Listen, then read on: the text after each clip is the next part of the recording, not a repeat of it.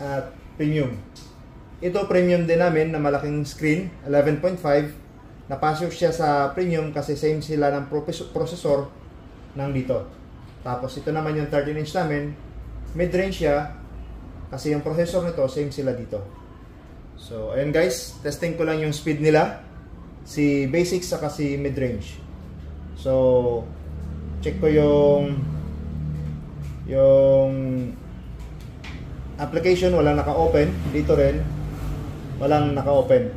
No recent items, no recent application. So okay, so home, tapos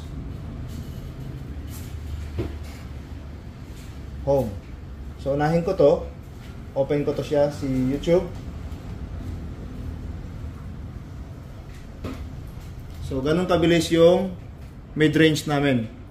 So ito nag-crash pa yung YouTube niya. So yun, mas mabilis si mid-range. Tapos ito yung basic.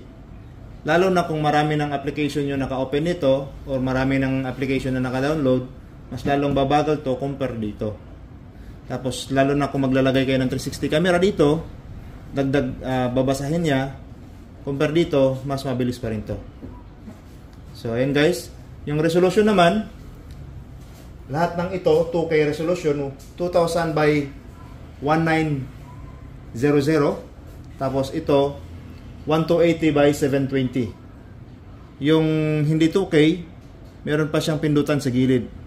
Yung dito, wala na. 13-inch wala rin. 11.12 wala rin. Tapos yung sa voice command, yung basic namin, meron siyang offline voice command pero walang online voice command. Yung voice command ito halos useless kasi pindot command. So ibig sabihin ng pindot command, pipindot ko muna ito, nakikita niyo yung naka-float na yan.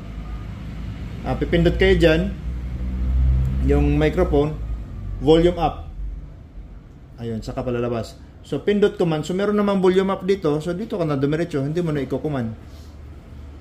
Kaysa pipindot ka pa doon. So halos useless yung voice command. Dito naman, meron siyang offline voice command, meron din siyang online voice command. Testing natin yung offline voice command.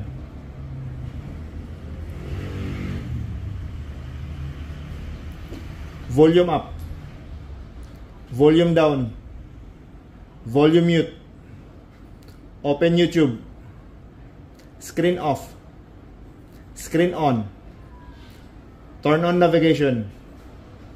So ganun yung offline voice command niya. Tapos meron din tong online voice command. Isa-set lang natin to sa steering, isang pindot na sa steering control, specific command na yung gusto mong mangyari.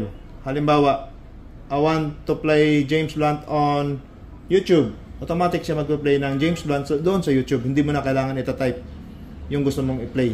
Tapos ganun din sa maps. I want to go to SM San Lazaro. Automatic siya magbibigay ng weight papuntang SM San Lazaro. Wala na tayong steering control ngayon dito, kaya wala tayong online voice command para dito. Dito naman sa premium natin, kaya siya mahal kasi yung processor nito is Qualcomm Snapdragon. Kung familiar kayo sa mga cellphone, yun po yung sa mga sikat na ngayon na cellphone, na Qualcomm Snapdragon po yung ginagamit nila na processor, which is nandito siya na Android head unit. Tapos ang voice command nito, is online voice command lang, same as dito lang, pero wala siyang offline voice command.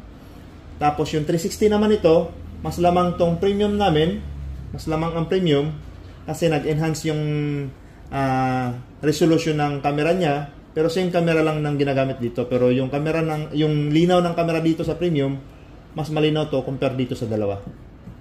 So ayun, ganun din, same lang naman sila. Kung i-compare natin yung dalawa, mas malinaw pa rin yung camera nito compare dito. Tapos yung sa audio output naman ito, itong premium namin meron siyang front, rear, and sub out.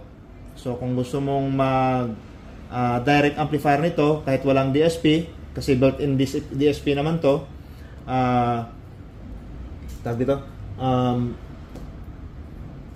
pwede ka mag-direct ng maglagay ng amplifier dito na full active lahat.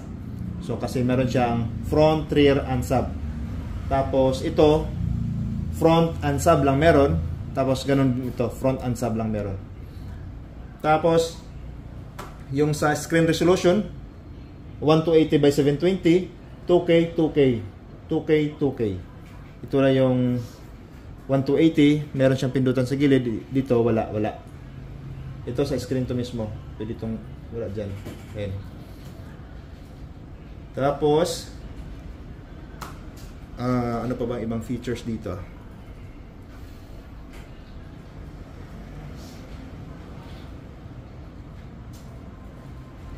Yung DSP naman ito, lahat sila meron silang DSP.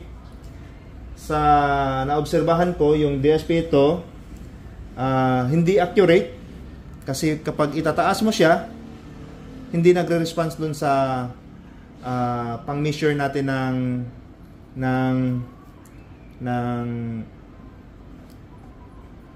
pang-tuning nito. Ito naman yung DSP nito, ito lang yung working, yung EQ nito, working lahat. Pero yung sa ano nito, yung sa yung sa alignment, ganito lang yung alignment nito. Ganito lang. So ito yung alignment niya. Hindi mo siya tipong makokontrol ng maayos yung staging nito mismo. Pero dito meron MSE yung gamit niya. So okay, working. Tapos meron siyang front, rear, and sub out. Ganon din tong isang premium natin. So ito mid-range, same sila.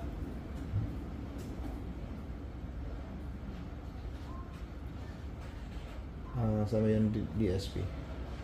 Ayan. Same sila. Same. Tapos yung sa 360 naman ng premium natin, nakikita ko yung mga ibang shop. Sa experience namin sa premium, medyo hirap siya i-calibrate. So kung may makakita kayong nagbebenta ng ganitong unit sa ibang shop na Qualcomm Snapdragon yung processor, na ganitong UI niya sa 360, ganito yung UI niya, AVM. So kung ganito yung UI ng 360 nila, pasigurado na lang na maganda yung calibration nila. Kasi kami dito, nilalaban namin yung calibration namin na sukat yung mga calibration. Tapos, ito, madali lang yung calibration nito. Halos nakikita ko to sa ibang shop. Same lang sila. Ayan. Ganun din to. Ito, same lang din sila ng ng UI ng 360 camera. So, ayan. Branded yung processor, Qualcomm Snapdragon. Ito Mali din pero may kabagalan. Lahat sila octa-core. So, ayun lang.